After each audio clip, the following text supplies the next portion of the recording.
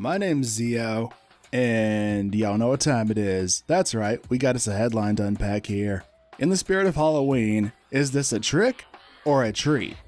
Our man hero is back to give us the scoop on what's in store for the month of October. The fun kicks off on October 2nd. The Mediola Outer Area 1 in Stia is getting a major overhaul. Some floating islands have risen over the lava in that area. Up here, you'll be squaring off against enemies level 95 or higher, and almost all of them will be in their Megalotics forms. This will also have you doing various side missions, and if you finish enough, a Gigantix, Vardius, or Ruin Angel will show up. This is where you'll be hunting the materials for your Exelio upgrade. And speaking of which, meet the new Duo Celio weapons.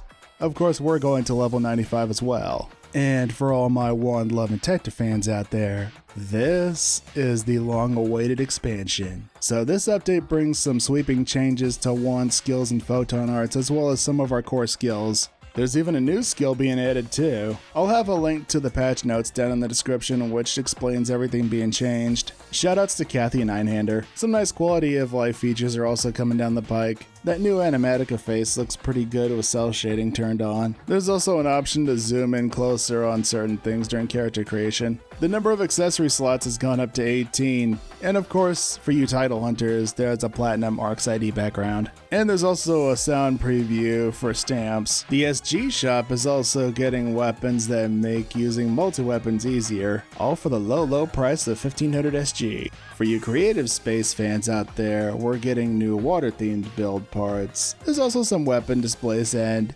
donuts. October 9th brings us the Halloween event, complete with a decked out central city, the region megs, and of course, the Rappies. And of course, our girl Shami is back with the goodies in the seasonal shop. This one has Exelio weapons in it this time around.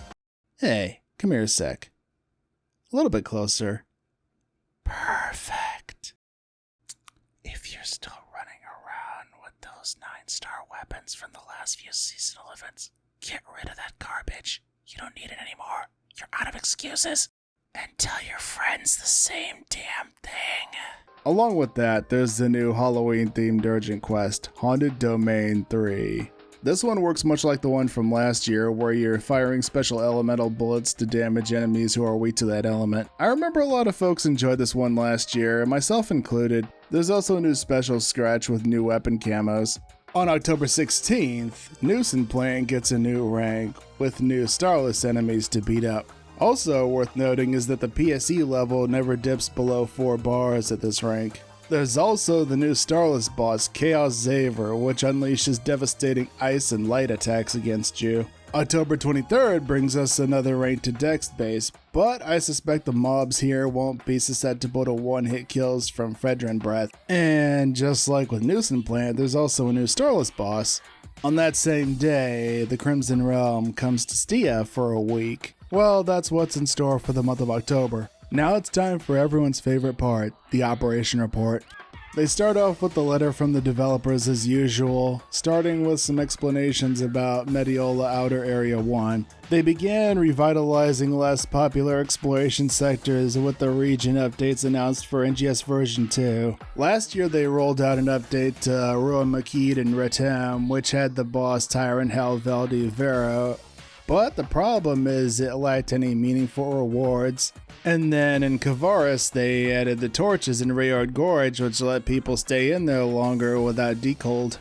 But this time for Stia, they wanted to spice things up by adding various trials and side missions to spawn Gigantix versions of those two bosses I mentioned earlier. They went on to talk about the upgrades for Exelio and Ectasis gear. The weapons are going to be upgradable October 2nd, whereas the armor will be upgradable later in the month. The Duo Celio weapons will be stronger than Wingguard. They also said for the armor, you'll be able to choose your upgrade path. Also worth noting is that once you upgrade these bad boys, you won't be able to sell them in the player shops. We're unable to receive Alliance chat messages when all ship matchmaking is in progress. Is it possible to have a log of these messages like how it's done for group chats? They said they couldn't do this because they kept running into critical data storage issues during their testing phase. Could you allow us to chat while battling against NPCs in Line Strike? We can't respond even if someone greets or talks to us, which gives the impression that we're ignoring them. They're working on this for the December update. When riding or dismounting the Mars, the camera zoom resets. Can you fix this? Now, this right here is something that's bugged a lot of my friends as of late, including myself. They said, yeah, they're gonna fix this. Thank God.